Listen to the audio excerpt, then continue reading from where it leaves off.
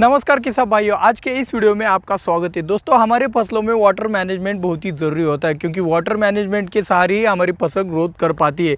और water management के साथ ही हमारे फसलों में प्रॉब्लम आते हैं, उससे और वाटर मैनेजमेंट का बहुत ही करीबी रिश्ता है। तो आज के इस वीडियो में मैं आपको वही रिश्ता समझाने वाला हूँ।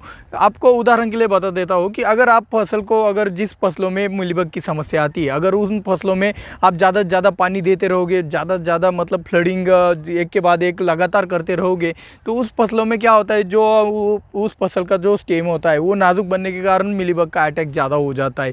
तो ऐसी सिचुएशन में भी वाटर मैनेजमेंट आपको सही से मायने रखता है। अगर किसी फसल में पाउडर मिल्ड्यू की ज़्यादा समस्या आती है और ऐसे में अगर आप पाउडर मिल्ड्यू का अटैक होने पर फ्लडिंग भी करते हो, यानी कि आपके फसल को ज़्यादा पानी भी देते हो, तब भी आपके फसल में पाउडर मिल्ड्यू की समस्या और भी ज़्यादा बढ़ जाती है। तो ऐसे कुछ बहुत सारे आपको उदाहरण बताने के लिए है, लेकिन इस वीडियो में हम आपको समस्या से ज़्यादा आपको सॉल्यूशन के बारे में बताने वाले। तो ये आपको उदाहरण के लिए दोनों चीज़ें बताई थी, आपको ये एक अच्छे से समझाने के लिए कि भाई वाटर मैनेजमेंट का आपके फसल में कितना महत्व है। और वाटर मैनेजमेंट से देखो भाई, आपका वाटर मैनेजमेंट अच्छा होगा तो आपके 50% फसल में जो भी आपके फर्टिलाइज़र लगते हैं वो भी आपको कम लग सकते हैं, क्योंकि हमारी जो ज़मीनें होती है वो रिच सॉइल है। रिच सॉइल मतलब इसमें सब कुछ है, लेकिन हमें वो अवेलेबल स्वरूप में नहीं होता है। तो अवेलेबल करने के लिए हमारा पहले कंडीशन तो वापसा कंडीशन होना चाहिए, जिससे क्या होता है, माइक्रोबायल एक्टिविटी यानी कि माइक्रो ऑर्गेनिज्म बहुत ज़्यादा बढ़ जाते हैं। और माइक्रो ऑर्गेनिज्म बढ़ गए तो एक एक न्यूट्रिएंट रिलीज होने में बहुत ही आसानी होती। तो इन सब के लिए लगता है अच्छा वाला वाटर मैनेजमेंट। तो वो वाटर मैनेजमेंट अच्छा वाला आपके ज़मीन के हिसाब से आपको कैसे करना है, आज के इस वीडियो में हम आपको यही बताने वाले। तो बने रहे मेरे साथ वीडियो के अंत तक। मैं हूं दिवराज और आप देख रहे हो अनिर्मता। चलिए शुरुआत करते हैं आज के वीडियो की। हल्की ज़मीनों में, अभी आप कहोगे कि भाई हल्की ज़मीन किसे कहते हैं, तो जिस ज़मीन की वाटर होल्डिंग कैपेसिटी, पानी धरने की जो क्षमता होती है वो जिस ज़मीन में बहुत कम होती है, यानी कि कम वाटर होल्डिंग कैपेसिटी वाली जो ज़मीनें होती है उसको हम हल्की ज़मीन कहते हैं। तो हल्की ज़मीनों में आपको बार बार पानी देने की नौबत इसलिए आती है क्योंकि उसकी वाटर होल्डिंग कैपेसिटी कम है। लेकिन यहाँ पर आपको क्या करना है, अगर आपकी ज़मीन अगर हल्की वाली है तो आप क्या करते हो, 3-3 दिनों में आप पानी देते हो। कुछ ज़मीनें इतनी हल्की होती है कि भाई हर रोज़ पानी दिया तब भी कुछ दिखाई नहीं देता है।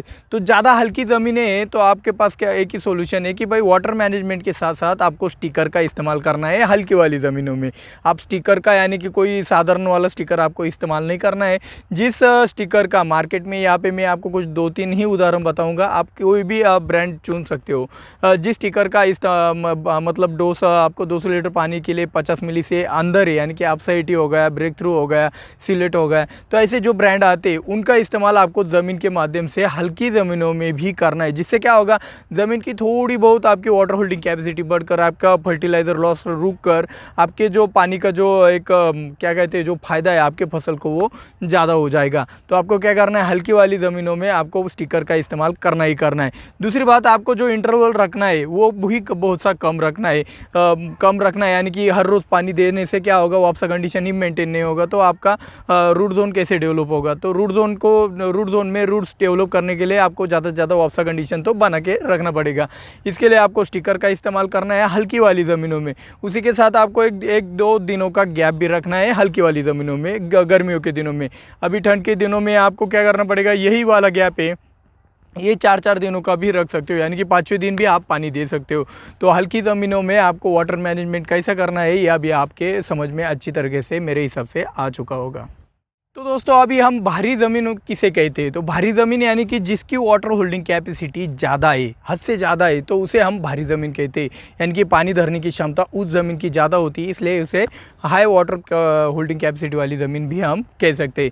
तो ऐसे हाई वाटर होल्डिंग कैपेसिटी वाली ज़मीनों में, यानी कि भारी ज़मीनों में आपको जो पानी देने का अंतराल है वो ज़्यादा रखना पड़ता है। तो यहाँ पे अगर हम बताएं कि भाई 10 दिनों के अंतराल में आपको देना है, तो आपको याद नहीं रहता है कि कितने दिन पर आपको पानी देना है, कितने दिन में आपने पानी दिया था।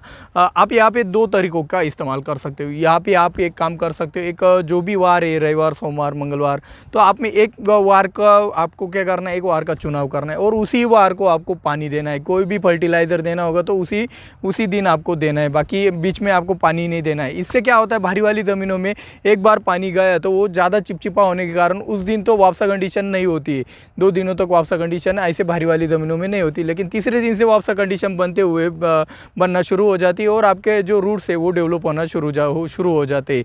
और जैसे आप अगला पानी देते तभी उसका रूट जोन डिस्टर्ब होता है, यानी कि वो भी ज़रूरी है क्योंकि वाटर की जो आपकी पानी की जो लेवल है वो कम भी हो जाती है। तो उसके लिए अगले 7 दिन के अंतराल में भी आप पानी दे सकते हैं। अगर आपकी ज़मीन इससे भी ज़्यादा मतलब हेवी वाली सॉइल है, ज़्यादा भारी वाली ज़मीन है, जो कि 7 दिन का अंतराल रखने के बाद भी आपके ज़मीन में वापसा कंडीशन नहीं आते, आपको और भी ज़्यादा गैप रखने की ज़रूरत पड़ रही है, ऐसी ज़मीन है आपकी, तो ऐसी सिचुएशन में आपको क्या करना है कि महीने की 1 तारीख या फिर 2 तारीख या फिर 3 तारीख में आपको चुननी है।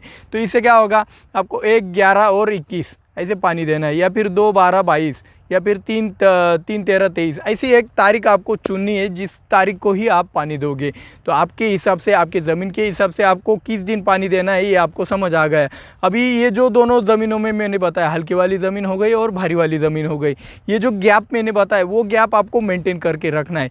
चाहे आपकी अगर वेजिटेटिव की स्टेज हो या फिर आपकी फ्लावरिंग वाली स्टेज हो या फिर मैच्योरिटी की स्टेज हो, आपको ये गैप मेंटेन करके रखना है। आपको ये गैप कम भी नहीं करना है और ज़्यादा भी नहीं करना है। हाँ, पानी आप कम ज़्यादा कर सकते हो, वो हम अगले सेक्शन में आपको बताने वाले हैं। तो दोस्तों, पानी आपको कैसे कम ज़्यादा करना है ये भी समझ में आना चाहिए। अभी हल्की ज़मीनों में आपको अंतराल कम रखे, आपको स्टिकर का ज़्यादा से ज़्यादा इस्तेमाल करना है हल्की वाली ज़मीनों में, और भारी वाली ज़मीनों में ज़्यादा से ज़्यादा आपको गैप देना है, ज़्यादा अंतराल रख के ही आपके फसल को पानी देना है। ये तो आपको समझ आ गया है। लेकिन आपके यहाँ पे आपके मन में एक और सवाल उठता होगा कि भाई अलग अलग स्टेज में अलग अलग तरीके से पानी देना पड़ता है, यानी कि वेजिटेटिव ग्रोथ में पानी की जो रिक्वायरमेंट होती है वो ज़्यादा होती है, और फ्लावरिंग स्टेज में थोड़ा जितना कम पानी हो उतना अच्छे से फ्लावरिंग होता है, और साइज़ के स्टेज में और भी पानी की रिक्वायरमेंट बढ़ जाती है, और फिर से मैच्योरिटी के स्टेज में पानी की रिक्वायरमेंट कम हो जाती है। तो ये मैनेज कैसे करें? तो आपको जो मैंने बताया, हल्की ज़मीन में वही अंतराल रखना है, भारी ज़मीन में भी आपको वही अंतराल रखना है, जो गैप है पानी देने का वो ही रखना है।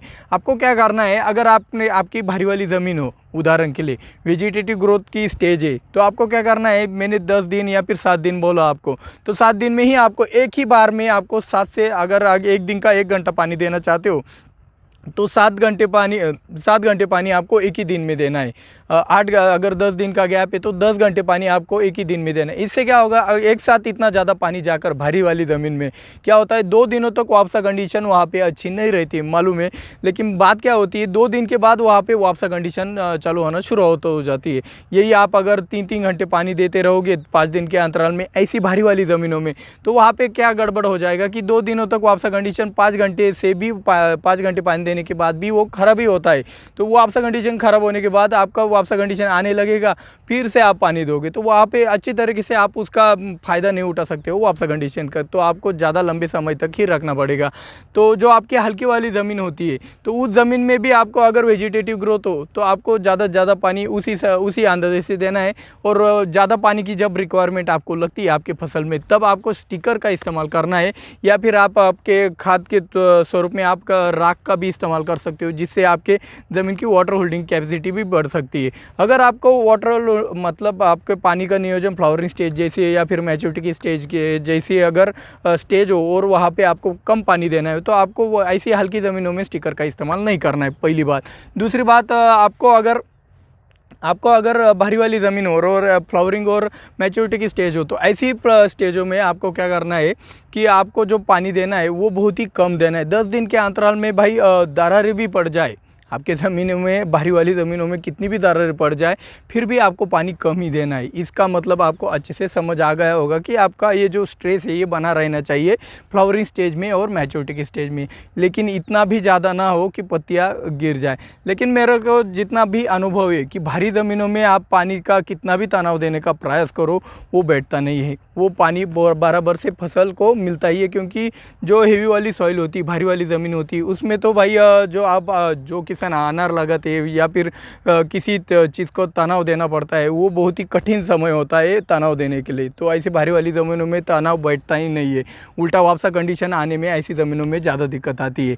तो अगर अभी खास बात बाकी है, लेकिन अभी भी आपको हमारी ये जानकारी, हमारी ये मेहनत अच्छी लगती हो तो भाई अभी भी टाइम है, लाइक का बटन दबा दो, और जिन्होंने हमें अब तक हमारे चैनल को सब्सक्राइब नहीं किया है जल्द से जल्द सब्सक्राइब भी कर लो, और जो हमें ज़्यादा से ज़्यादा सपोर्ट करना चाहते हो भाई ज़्यादा से ज़्यादा शेयर ज़रूर करना।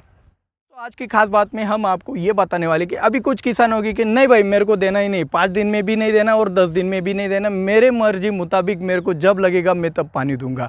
तो ऐसे कुछ किसान होते हैं, तो उनका कहना ये होगा कि भाई इससे क्या पाया, तो मेरा नुकसान होने वाला है। तो भाई उससे ये नुकसान होने वाला है कि आपका वापसा कंडीशन अगर मेंटेन नहीं होगा तो आपके रूट जोन में रूट्स डेवलप नहीं होगी। जो भी न्यूट्रिएंट है, जो भी आपके माइक्रो ऑर्गेनिज्म है, आपके केचुए हो गए या फिर कुछ बैक्टीरिया फंगस हो गए जो अच्छे वाले काम करते हैं आपके ज़मीनों में, वो अच्छी तरीके से डेवलप नहीं होंगे, और वो अच्छी से डेवलप नहीं होंगे तो आपकी फसल अच्छी से ग्रोथ नहीं कर पाएगी। वहाँ पे पीलेपन की समस्या, पत्तियाँ झड़ने की समस्या, ऐसे अलग अलग करके आपको एक न एक के बाद एक समस्याएं सताती रहेंगी, और डिसीज़ का अटैक, इंसेक्ट का अटैक भी इससे बढ़ता है। तो आपको वापसा कंडीशन मेंटेन रखने के लिए वाटर मैनेजमेंट सीखना ही पड़ेगा। तो वाटर मैनेजमेंट कैसे आपने अच्छी तरीके से सीखा है या फिर नहीं सीखा है, मेरे को कमेंट में ज़रूर बताना। और ऐसे ही एक और शानदार जानकारी वाला वीडियो देखना चाहते हो तो इस वाले वीडियो के ऊपर आप क्लिक करके वो वाली जानकारी पा सकते हो। मिलते हैं अगले वीडियो में। जय जवान जय किसान।